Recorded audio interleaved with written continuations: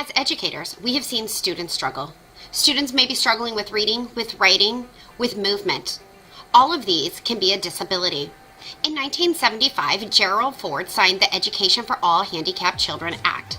This law requires that states that accept money from the federal government must provide equal access to education for all children, regardless of their disability. In 1997, the Education for All Handicapped Children Act became Individuals with Disabilities Act, IDEA, I-D-E-A. Today, I want to talk about IDEA. This law is the cornerstone of all special education laws and how we treat our students with disabilities. In 2004, Congress amended IDEA. It needed to include early intervention, greater accountability for students, for teachers, for schools, raising standards for instructors who deal with special education students, making sure that they have the qualifications and the skills necessary to implement the goals that are discussed within the IEP. And having districts look at their budget and making sure that the budgets allot for the appropriate amount of money set forth by Congress towards special education.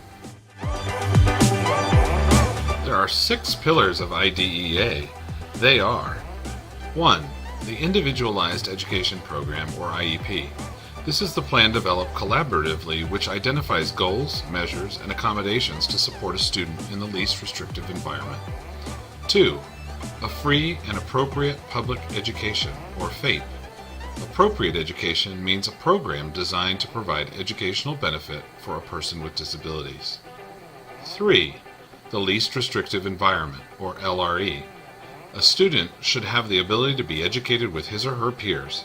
An IEP team must explore how a student can participate in the general education classroom with support using classroom modifications, supplemental aids and services, alternative instructional methods, and other items as well, or if the services must be provided outside of the general ed setting. 4. Appropriate evaluation must be implemented by a team of knowledgeable and trained evaluators, must use sound evaluation materials and procedures, and must be administered on a non-discriminatory basis. 5. Parent and teacher participation. The process must ensure the parents of a child with a disability or the adults with educational rights are members of any group that makes decisions regarding student needs and services. And 6. Procedural safeguards. A parent or legal guardian must consent to test, must be invited to the meetings, provides permission to receive services, and requires confidentiality of all information in the student's special education file.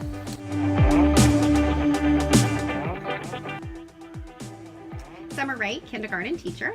How does IDEA affect you in the classroom and your teaching styles and learning every day? I think probably the most important one is that you have to differentiate instruction to make sure you're reaching the needs of all of your learners, depending on where they come from, their backgrounds, their learning styles, so on and so forth. You also have to make sure that you are meeting the goals of the IEP if a student has one. You also are constantly monitoring the rest of your kids to keep an eye on potential learning disabilities, learning differences, so on and so forth.